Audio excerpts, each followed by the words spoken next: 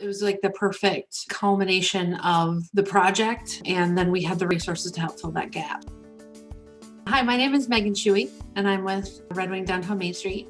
My name is Evan Brown. I'm currently Red Wing City Council member and Council Vice President, and I also serve as a commissioner on the Red Wing Port Authority. My name is Dan Rogness, and I have two hats that I wear. One is I'm the Community Development Director for the city, and then I am also the Executive Director of the Port Authority. I'm Randall Hemmerlin. I'm the Executive Director of the Red Wing Housing and Redevelopment Authority. I'm Jay Owens, a city engineer for the city of Red Wing. Basically, my role as a city engineer is infrastructure project. Our role in this project was kind of the gather of resources, bringing all of the parties together and helping to solve the problem of filling their gap. We feel like we had a significant role in this project with two loan programs.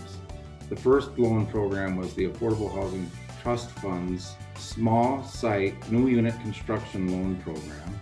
And the second program was our small cities program income loan. And both loans were used by the HRA to help CMA Properties develop this property. When we were first contacted about this project, we were excited from the beginning. There hasn't been a lot happening in terms of adding new business, or in this case, residential, into the downtown area.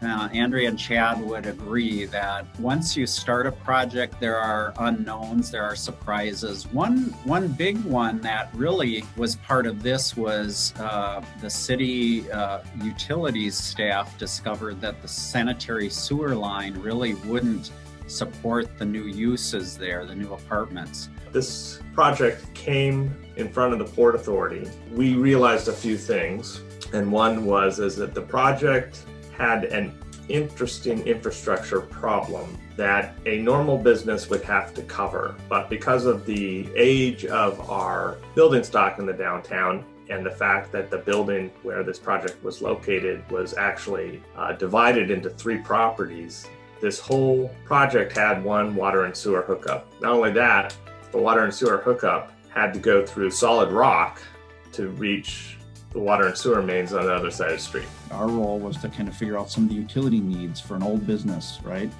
And we put together some estimates to see where those dollars could come from to upgrade that piece of property. Some of those things that were cost prohibitive, this wasn't an area that was the underground rock that was 2 feet below the surface, and the deep tunnel that we had to connect sanitary sewer to. Some of this old infrastructure from over 100 years ago, because this was 20 feet deep and in solid rock. The city to be able to help fund that and make this a reality, I think is exactly what that fund is set up for.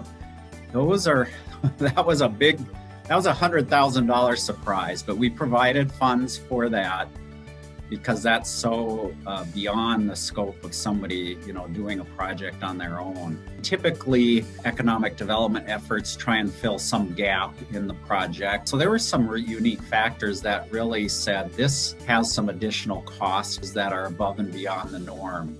And so we looked at what did we have available to help, and the best source was really a city fund that really hadn't been used yet. It was a downtown investment partnership to it. So this was the first project that kind of tested the waters, so to speak, to use those dollars.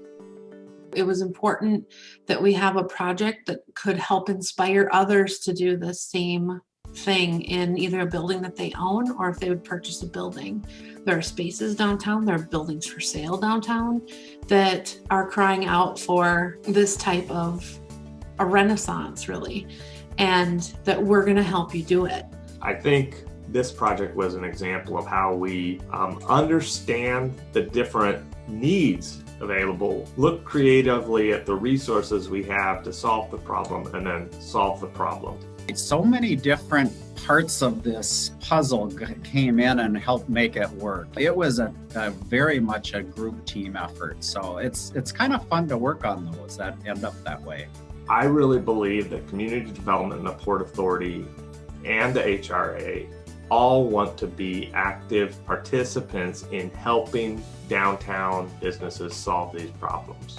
pretty obvious when you come downtown. The Josephson building, or at 215 Bush Street, is in the core of the downtown area. We look at it as it was in need of some of the work that we were talking about earlier that had to be done, otherwise the building would start to deteriorate. And the last thing, the worst case scenario, would be that eventually it has to be tore down and then we'd have a gap in the downtown area. So this building is very important to us. Said this is the first time I've worked on a project like this that was funded in the manner that it was, but working together, I think we can really upgrade our downtown businesses and allow expansion to the downtown.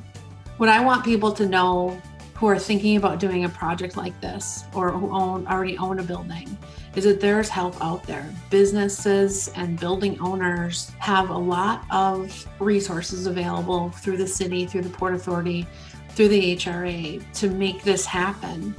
It's not just the Downtown Investment Partnership. There are a number of resources that we have that we believe we can bring to bear. I think that the amount of teamwork that this project took, and the amount of planning and flexibility and innovation and creativity, was really the star. And it started kind of with the planning department, and then bringing in engineering and bringing in all the different contractors and everybody to make sure this happened. For a situation that was going to be probably cost prohibitive, they would not have been able to do this project without the help of the city to get the utilities upgraded. And if they couldn't do it, no one else could either. So the idea of that building sitting without anything above in the second story for another 100 years is just irresponsible in a lot of ways. And so the idea that the city knows that, has created this fund, and all of the city staff is so willing to make it happen, I think is one of a couple of really, really amazing things to come out of this project, and that people in the community need to know that if you want to do a project like this, there are people who want to help you.